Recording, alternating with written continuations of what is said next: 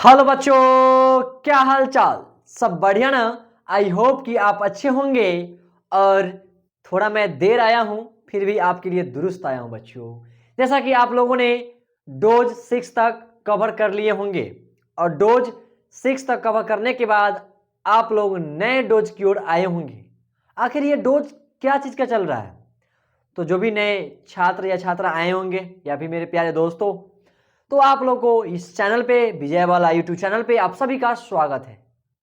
जैसा कि अभी 10th की जर्नी में साइंस का चैप्टर जो हम लोग केमिस्ट्री का स्टार्ट किए थे, रासायनिक अभिक्रिया एवं समीकरण, इसका डोज 7 है मेरे भाई, जिसमें हम लोग बेहतर तरीका से डोज 1 से लेकर के 6 तक कवर किए थे और आज डोज 7 में कुछ बेहतर दिखाने आए हैं। क्या है आज की टॉपिक, कुछ देखने वाले हैं। आखिर जो हम रासायनिक समीकरण से इस तरह का रिएक्शन देखे थे, आपस में एक्शन होता था और रिएक्शन कुछ इस तरह का हो जाता था मेरे भाई। आखिर ये रासायनिक समीकरण से क्या हमें जानकारी मिलती है और रासायनिक समीकरण से क्या हमें लाभ होती है, इस चीज़ों को देखना बहुत ही इंपॉर्टेंट है मेरे भाई। तो आप जानना चाहोगे? हाँ सर, अपन तो जानना चाहेंगे आखिर इस तरह के केमिकल रिएक्शन या फिर केमिकल इक्वेशन से हमें क्या मिलता है, जानकारी क्या होता है, लाभ। तो आओ ना मेरे भाई, हम साथ में करते हैं तैयारी और मस्त रहे। आइए चलिए चलिए, तो आज की जानकारी और लाभ को स्टार्ट करते हैं। आप तैयार हो? अब तैयार हो? चलिए, जैसा कि हम आपके लिए बहुत अच्छे क्वेश्चन एक लेके आए, प्यारा सा, रासायनिक समीकरण से प्राप्त जानकारी को लिखे। आखिर अगर इस तरह का प्रश्न आपको एग्जाम में पूछे जाते हैं मेरे भाई, तो आप आसानी से सोल्व करेंगे ना। आइए मेरे भाई, सवाल है, चलो मेरे भाई तुम इधर आ जाओ। हाँ ये लो, ये देखो क्वेश्चन है मेरे भाई कि रासायनिक समीकरण से प्राप्त जानकारी को लिखिए। हम बारी बारी से एक एक पॉइंट को आपको दिमाग में पहुंचा देंगे। हाँ सर, अपन तो जानते हैं आपको। हाँ मेरे भाई, आइए क्वेश्चन है कि रासायनिक समीकरण से प्राप्त जानकारी को लिखिए। हमने लिखा कि रासायनिक अभिक्रिया में पदार्थ भाग लेते हैं और नए पदार्थ का निर्माण होता है। जैसा कि मेरे भाई यहाँ पे देखते हैं कि कार्बन है प्लस में O2 है, आपस में ये दोनों भाग ले रहे हैं। जब भाग लेते हैं तो नए पदार्थ यहाँ पर क्या बनता है मेरे भाई? Carbon dioxide. यानी कार्बन और ऑक्सीजन आपस में क्या कर रहे हैं? भाग ले रहे हैं और नए पदार्थ बन गया कार्बन डाइऑक्साइड। उसी तरह से मेरे भाई यहाँ पर एक में लिखा गया कि रासायनिक अभिक्रिया में पदार्थ भाग लेते हैं और नए पदार्थ का निर्माण होता है। यहाँ पर कोई दिक्कत, किसी को दिक्कत नहीं ना। नेक्स्ट दूसरा पॉइंट है मेरे भाई कि रासायनिक अभिक्रिया में बाएं पक्ष को अभिकारक और दाएं पक्ष को प्रतिफल या उत्पाद कहते हैं। अब देखिए ना, इस पक्ष को हम लोग देखे थे, इस पक्ष को हम लोग बोलते हैं मेरे भाई, क्या बोलते हैं बताओ फटाफट? अभिकारक। क्या बोलते हैं? अभिकारक।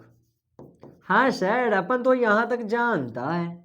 इसको देखो मेरे भाई, इसको बोलते हैं प्रतिफल या फिर उत्पाद या फिर प्रोडक्ट।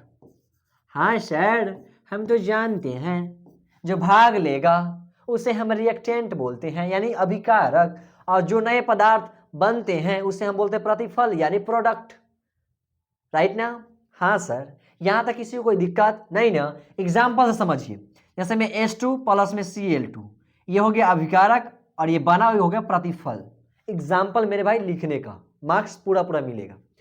तीसरा पॉइंट लिखे हैं कि यह अभिकारकों और प्रतिफलों के संकेत या सूत्र की जानकारी देता है। अब देखिए यहाँ पे देख सकते हैं ना, संकेत है, सूत्र है, सब की जानकारी देती है। तो मैं सारे बच्चे से एक ही बात पूछना चाहूंगा कि आखिर ये प्रश्न आपको समझ में आई? हाँ सर, अपन को तो आ गई, उसको आई कि नहीं पता नहीं, आ जाएगा मेरे भाई, कोई दिक्कत नहीं है। चलिए तो मैं आगे बढ़ूं। बिल्कुल बिल्कुल सर, इसको नोट नहीं करना है मेरे भाई, नोट आपको इसको कर लेना है, इतना को। चलिए, आईने के 100 टुकड़े करके हमने देखे हैं। आइए, हम लोग केमिस्ट्री पढ़ रहे हैं, रासायनिक समीकरण से लाभ। अब मेरे भाई बताओ, आखिर ये जो हम लिख दिए क्या लिखे हैं? रासायनिक समीकरण। जैसे यहाँ पे H2 है, हाइड्रोजन हुआ, अब प्लस में Cl है, क्लोरीन हुआ, और इससे मेरे भाई बन गया 2HCl, हाइड्रोक्लोरिक अम्ल। हम आपको बहुत ही अच्छे से इंपॉर्टेंट केमिकल फॉर्मूला या फिर रासायनिक सूत्र आपको हम लिखाएंगे।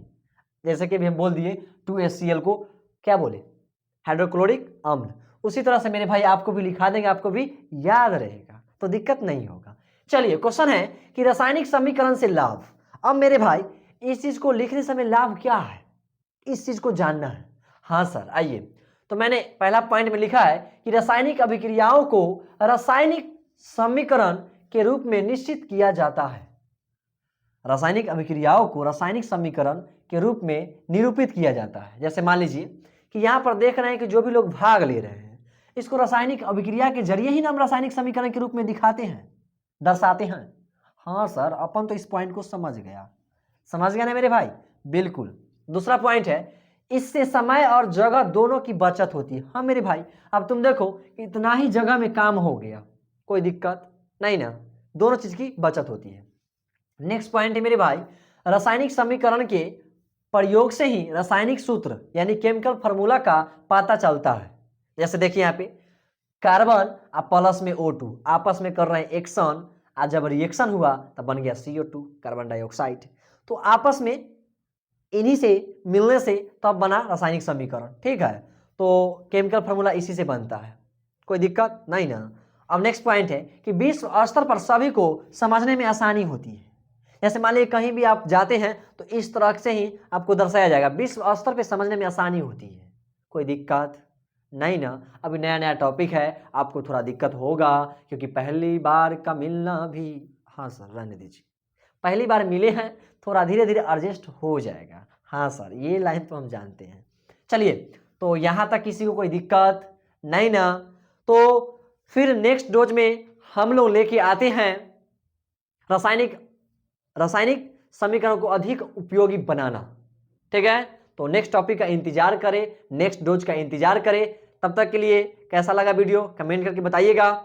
जय हिंद, जय भारत, लव यू बच्चों।